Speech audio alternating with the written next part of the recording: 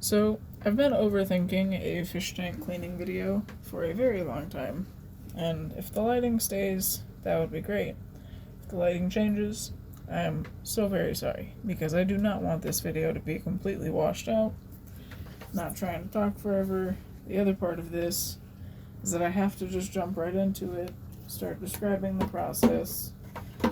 If I real time this video and don't end up time-lapsing things, it's gonna still take a good thick minute. So, what I do to start is turn off my air pump. I currently have 2 sponge filters going in this 55-gallon tank. So what I do is I rotate which filter I clean every week. I switch it up, switch it off, so that the filters can keep holding on to a good amount of the good bacteria without getting so caked in debris that they become dysfunctional.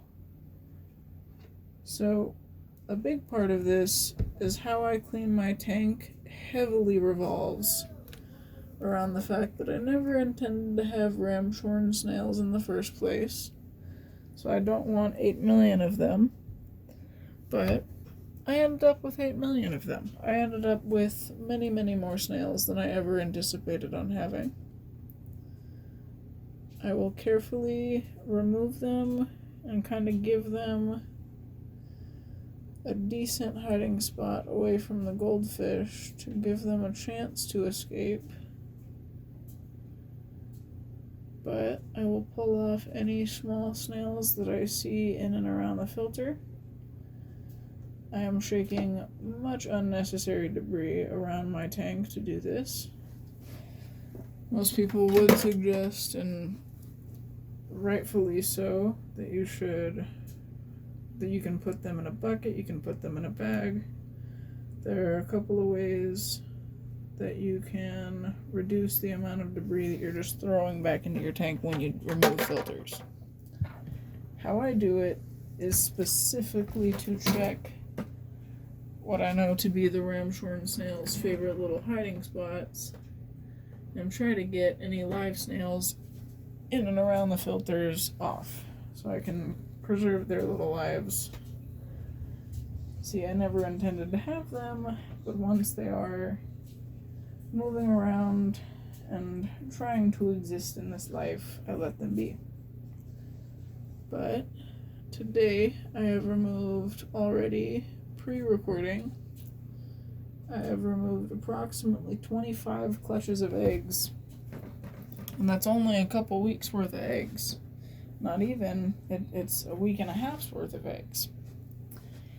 Now that I've removed one of the filters, I'm honestly going to uproot every plant that does not have a real root system to it, all my little decoy plants, and every plant that is just easy to plant back in when it comes time. Plants that can be easily removed, kind of at least halfway gently removed, as I kind of violently pulled that guy up. Now, this could seem unnecessary, and honestly kinda is. But what I want to do this week is get up and under a lot of things that have been neglected.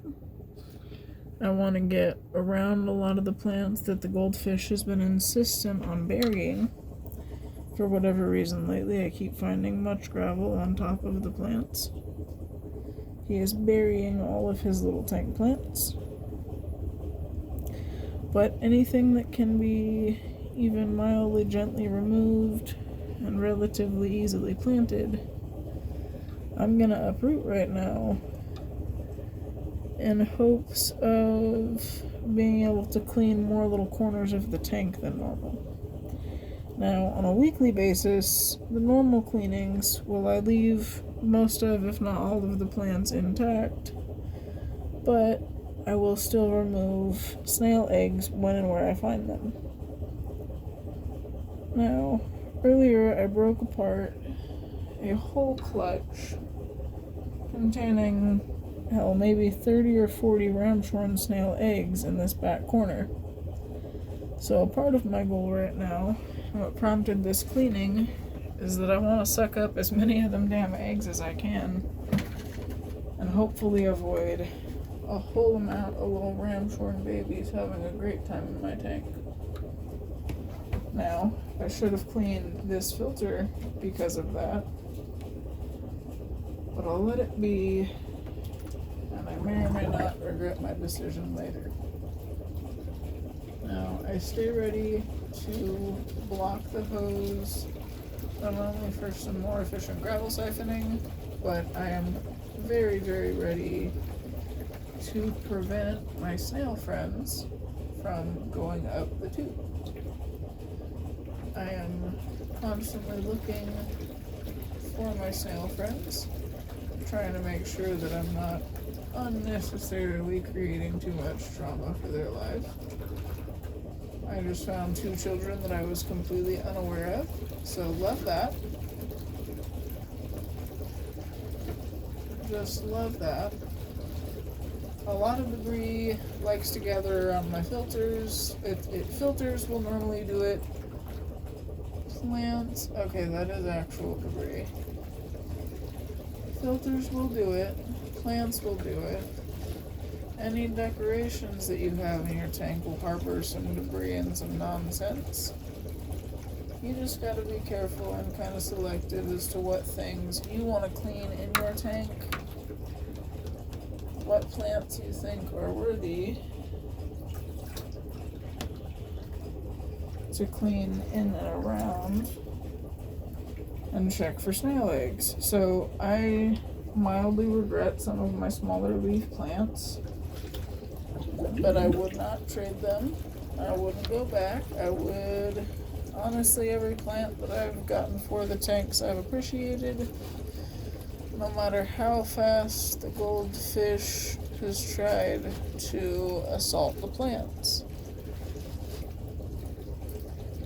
I still feel it is a worthy venture to maintain a planted tank where the water stays, my water column stays so nice, I can only be happy with my results.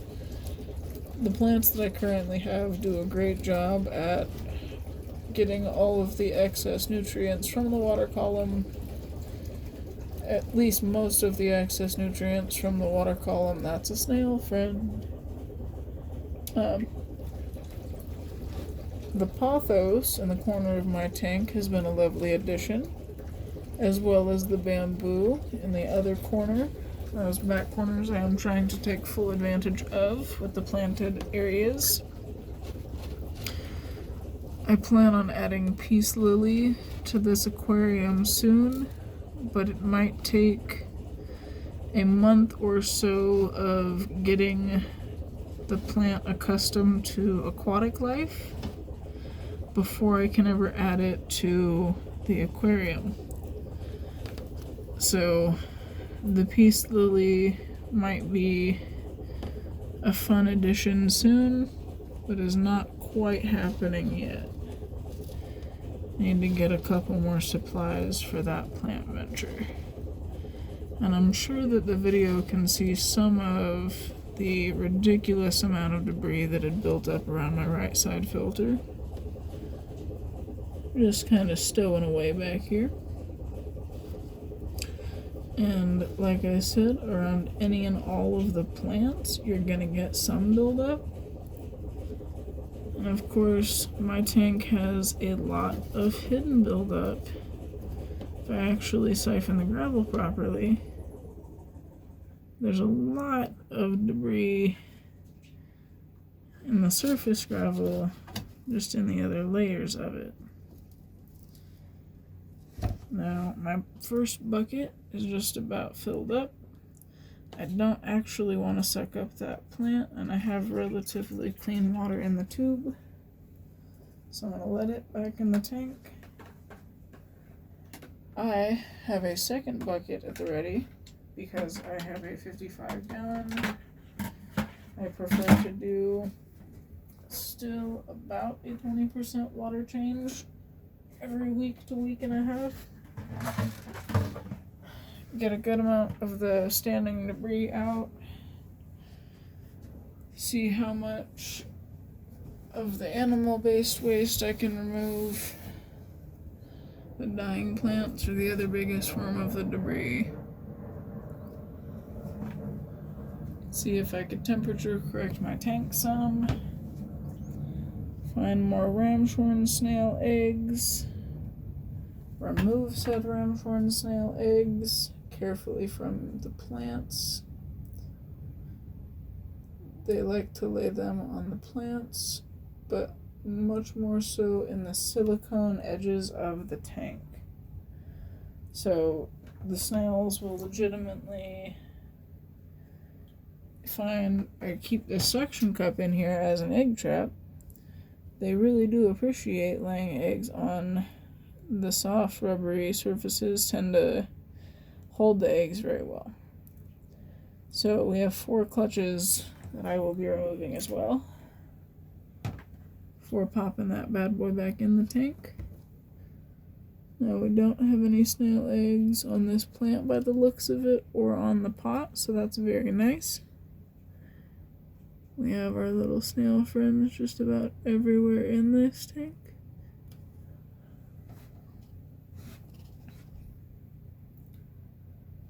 I have approximately 6 adult ramshorn snails in this current time, and I'm just counting by the day.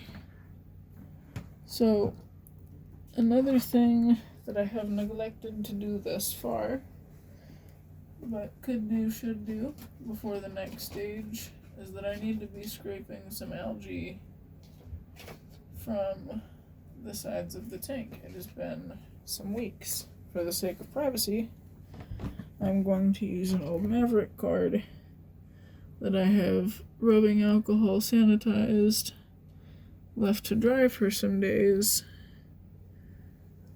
but I'm not putting any personal banking info out there. Insurance cards, OSHA cards, anything of those natures.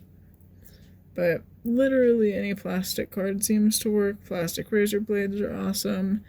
Be very careful and mindful around the edges of your tank. Silicone is more fragile than you'd ever expect it to be sometimes. I like to scrape all the algae, get all of the plants at least looked at. I need to check for snail eggs everywhere, unfortunately. Nowhere is safe in my tank. But I do see the checking, the scraping, the cleaning, the maintaining as a worthy part of this hobby. Never want to reach my hand in the tank until I start cleaning, and by that point, can't really stop me from cleaning every inch of the tank almost. Sometimes I've learned that the best thing to do is to stop looking at the tank, just stop poking at it, to stop trying to change every little aspect about the water quality, the plants, the fish, the lighting. Try to change one factor at a time, honestly, unless the fish are in a very unhealthy setup and situation, in which case I would heavily recommend changing a few things for the better at once. But chasing pHs, been there, done that, not a worthy venture. Chasing algae blooms and trying to pretend that they never happen, and that algae blooms can be avoided completely if you do everything right, or at least luck out in doing things right enough that you could avoid the bigger algae blooms. But it happens. Things go wrong, and that is okay. Some plants die. Some fish die, unfortunately. Snails. Oh, the cycle of life and death that I've witnessed in the tank since the snails. It's been a saga. It has been an entire feat. Just watching them, not a feat for me, but I see them dealing with absolute nonsense from each other and from the fish, from my cleaning and poking and pestering.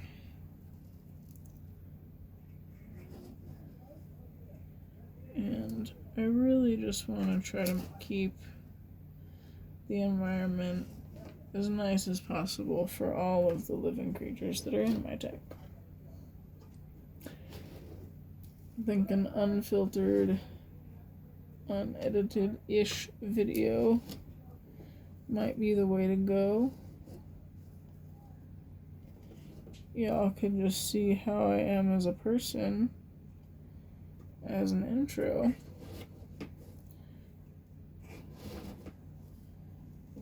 But we'll see how much I edit the damn thing. Been overthinking it for too long as is.